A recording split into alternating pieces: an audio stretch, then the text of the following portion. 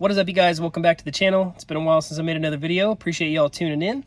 For those of you that are new to the channel and curious about what the build is, this is a 1991 Toyota MR2 that I'm in the middle of doing a K24 swap in. It's a boosted setup. It's a built CSS O-ring block, ported oil pump, built head, whole nine. Right now I'm in the middle of working on the fuel system. I went ahead, I already dropped the fuel tank and everything. I really didn't want to bore you guys with that just because it's kind of a tedious deal. You got to move a bunch of stuff out of the way, coolant lines, AC lines, e-brake cables, all that stuff. I didn't really want to bore you guys with that. But I'm going to go ahead and kind of pick up where I'm at now. Like I said, I got the fuel tank out of the car. So now that I got the fuel tank out of the car, I'm going to go ahead and I do have to make a cut on that radiator pipe there, just that way it'll work with my thermostat housing. So I'm probably going to end up chopping it a little bit back here, that way I could run a rubber hose straight to the thermostat. So I'm going to go ahead and do that. I'm going to go ahead and bolt all my lines and everything back up, get it out of the way.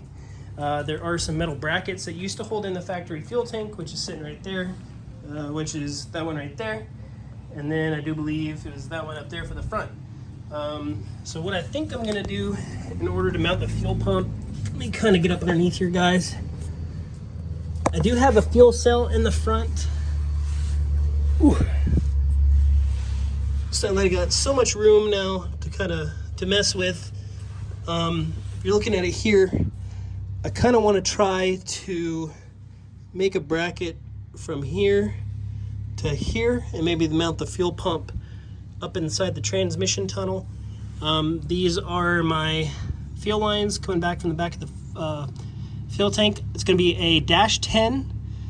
I don't know why I just kind of had the adapter put on there for now, but I will run a -10 up and under straight to the feet of the pump, and then out of the pump will be a -8 going all the way up to the rail, and then a -6 for the return, all the way back up for the fuel cell.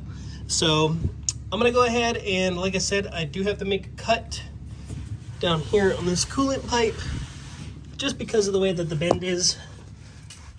If you look here, that's my radiator hose and my thermostat. I just gonna have to cut it to where that'll kind of slide on like so. So I'll probably end up giving it a good cut. As you can see, the radiator hose kind of fits into there pretty nice. These are just the swap hoses from Toyota that I'm using. So I'm thinking I'm going to go ahead and just make a line right here. Probably cut a few inches forward of that. So realistically, probably at the start of this bend is where I'll cut it. Just that way I have a nice amount of pipe inside the hose. So let's go ahead and do that real quick and get that lower hose on, and then we'll be good. All right, guys, so here's my fuel setup I'm going to be running. I'm going to be running a Magma Fuel 750 fuel pump. These things are really beefy, really good units. A lot of people run these on like, you know, bigger horsepower setups, so this should be pretty efficient for what I'm going to be using it for. These things are supposedly good for up to 2,000 horsepower, but I'll probably be running max probably 1,000. After everything's all set up and I swap a turbo to a big boy turbo. So I have my pre-filter here. That's a 74 micron pre-filter. And then this one here, this is my after filter. There's the part numbers to use with them if you guys were curious. That one and that one. So there's my 10 AN line, which will be coming from the fuel cell to the pre-filter, out the pre-filter, right into the feed of the pump. You're always going to want to do one size up from what your actual feed line is going to be, so that way the pump always continuously has more fuel than it can pump out. So -10 in, -8 out, all the way through the after filter, and then back up into the fuel rail of the car. Got all my -8 feed line. This is all PTFE fuel lines, so it's all coated right there. And got all plethora of fittings and all that good stuff. Just depending on how, you know, I want to run it off of the rail. So yeah, I'm just going to kind of get up underneath the car now and see how I kind of want everything to be mocked up. Just thought I'd show you all the fuel cell as well. This is the 10-gallon fuel cell I'll be running. Just got this straight off of eBay, so should work pretty decent for what I need it for, I want to say.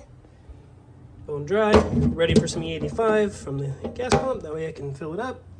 So I'll be poking the return right through here, and then I'm going to get a little vent valve for that, so that'll be done.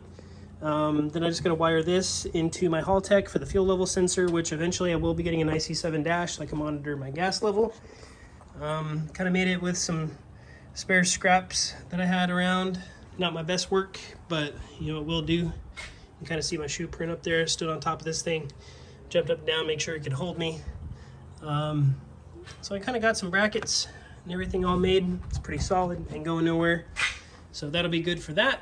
And then right off to the side here in this little slit, I'm going to be putting like a 51R series, like a Honda battery, which should slide right in there pretty perfect. So other than that, boys, let's climb back up underneath this thing, see how I want to get this pump mounted.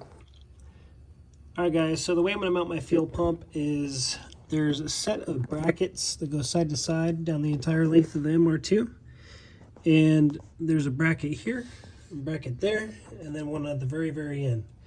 So the way that I kind of have it in my head is I'm going to go ahead and I'm going to drill some holes just through the bottom of this for the bracket for the fuel pump, and then the fuel pump will just kind of sit up here in this area. It's right on top of everything.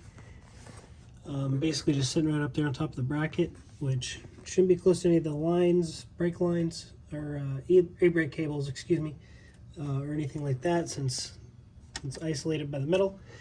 And then up here, I'll just kind of make like a little bracket that'll come and go off of this plate that I'll bolt my pre-filter to for the pump, and then down there at the very end, I'll have my after filter, or my after pump filter.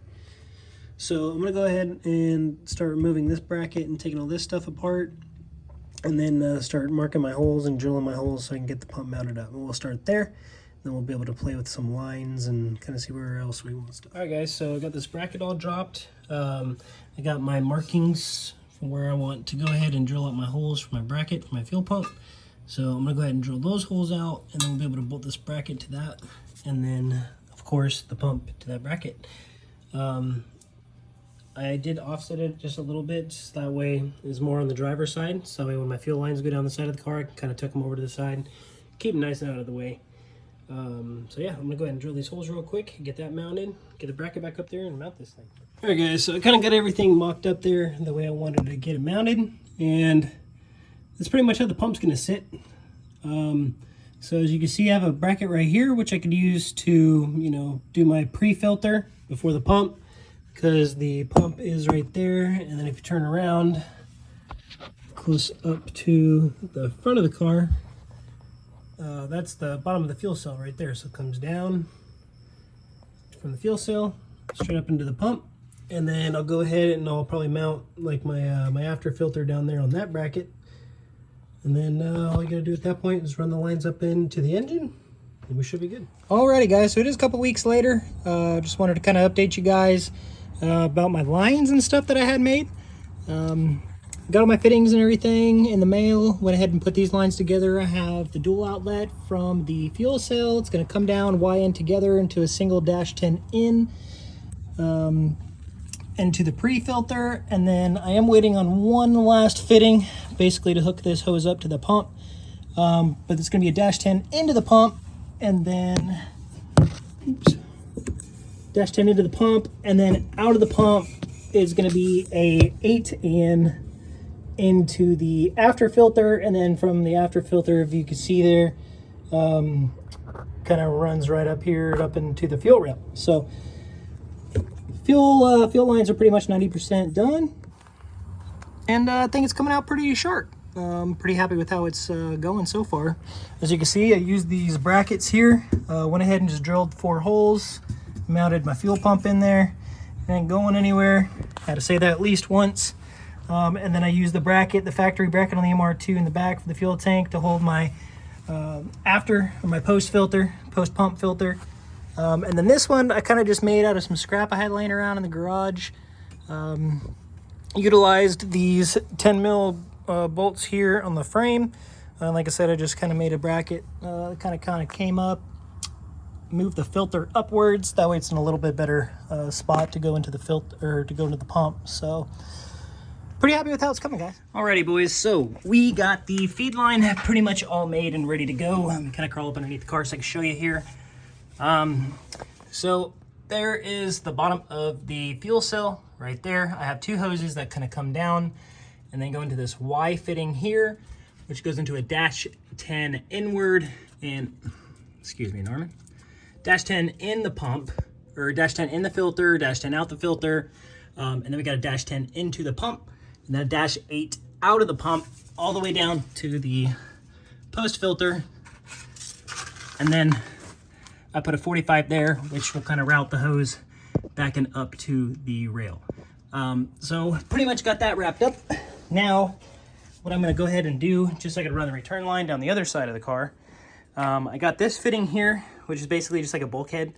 And this fitting here, it's his 6AN fittings for the return, because it's going to be a -8V -6 return. I think I'm going to go ahead and drill a hole back here and mount this. The reason why I'm doing that is because I don't want to utilize these fittings here, only because it comes really close to the hood when I go to shut it. So basically I'm going to take another cap, put it on there, block that off, and then I'm going to go ahead and drill a hole in the top of the tank, which will basically allow me to fit this fitting here, and then I can kind of, you know, run like a return hose kind of up and out of the side like that. And then the hose will kind of swing down and it'll go back up and underneath the car. So I'm gonna go ahead and mark my hole, get it drilled, get that fitting put in, and then we'll run the return line up underneath the car and get an idea where we want to put our flex fuel sensor. Alrighty, boys, so got that fitting put into the tank, as you can see. So that just kind of allows for the return to kind of come back up into the tank. Just kind of does a little loop-de-loop there, back down and underneath the car. I will be anchoring all these hoses as I go, but I got that blocked off as well. So I got the return line on there, and I did get my flex fuel sensor mounted, which I just went ahead and mounted it on the same bracket as my fuel filter. So as you can see, bear with me, guys, bear with me. So as you can see there is my return where it comes off of that fitting, swoops down. I ran it right here, right between this bar here. That way it doesn't hit my subframe or my sway bar or anything. And then it just kind of runs down, and kind of zoom out a little bit. There we go. And then it comes down, and then this is kind of how I have my flex fuel sensor mounted up, which I got these two fittings. That basically kind of, it's typically like a barb fitting. This is a GM type flex fuel sensor, so it's got barb fittings, but I did get these little adapters, which are pretty nice, which came with it. Kind of turns it into an AN style line. And then as you can see, I just kind of got it running all the way back down underneath the car and back up into the engine bay. So as you can see, we got the feed and the return lines knocked out. I think they came out pretty sweet. And like I said, I will be anchoring these lines, so I'll be kind of anchoring them to the body, just that way they don't go anywhere and do that going down the road. So now what we can go ahead and do, since we got our lines ran, go back up into the engine bay. I do have everything apart because I am going over my wastegates and vacuum ports and doing all my quick connects and everything. So this is my feed line, which I will probably just do like a 90 into the fuel rail here, and it does have a center outlet on the fuel rail for the return, which I'll probably just go down. I do plan on mounting my fuel pressure regulator probably up here off of this stud, or something like that, or along those lines. Either that or I mount it right here off of this stud. So I got two studs to kind of play around with to figure out how I want to mount my fuel pressure regulator.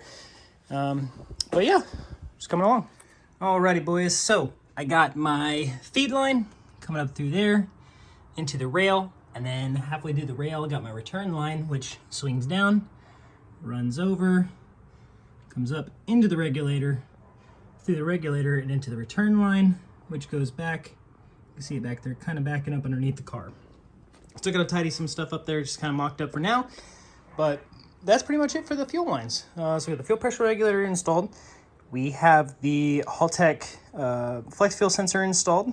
Got the return lines ran. We got the bung fixed on the fuel cell, so that's all done for the return line, so that's good. And yeah, button this thing up piece by piece. After this, we're gonna go ahead and start doing all the plumbing for the turbo stuff. So I got my T-fittings here. Kind of got my turbo set up, manifold and everything kind of sitting right there for now. I got to swap all these little fittings over to quick connect fittings because that's what I'm going to be running. Got all my quick connect hoses, everything like that. Just makes it a little bit easier to work on the car and stuff like that. So I'm going to go ahead and put a quick connect fitting there for my reference for my boost controller. Then we'll start doing oil feed, oil return, and kind of get the turbo set up and everything put back on. And then we can move on to finishing up the water to air intercooler set up in the trunk. So, but nonetheless, we did get the Magna Fuel 750 fuel pump put in. I did actually just get my my harness for that, so we'll be wiring all that in soon. Actually, let me see here. This is going to be a dual 40 amp relay setup that I'm going to be running. This is just a Magna Fuel relay harness that they send, or that you got to purchase it separately. It does not come with the pump. So it'll be a dual 40 amp relay. Pretty simple setup. It's like I think it's something as simple as your constant 12 volt. These two wires will end up going to the battery. These two wires, I believe, are the signal, and then these two blue wires are the actual power to the pump. So we'll run all those, tie all those in, and then, which I'll probably just go ahead and solder these into the original signal wire for the factory fuel pump. That way it kicks on, you know, when the ECU tells it to, whenever I hit the key, instead of having to run a switch. Like I said, that will go to the battery. This will go to the pump. And then all I gotta do is make my grounds from my pump to the frame. And then this part will be pretty much done. Don't really know where I want to mount this yet. I didn't want to mount it underneath the car just because, you know, weather and moisture and all that kind of stuff. So I'm going to see if I can figure out a spot inside the car to mount this harness. Like I said, I'm still going to kind of figure that out. So I'm going to go ahead and try to work on that. And then we'll start the wiring, finish up the wiring. And then, shoot, all we got to do is toss the ECU in and try to crank this thing. So getting really close, boys. Just a short video for you guys today. I did want to give you something just to kind of update you guys on the MR2. It's been kind of hectic. I've been in and out of moving situations and stuff like that, different jobs. So, yeah. So I appreciate y'all watching. If you like what you saw, go ahead and like this video. Drop a comment down below if you have any questions. Don't forget to subscribe for more content. See y'all later. Peace.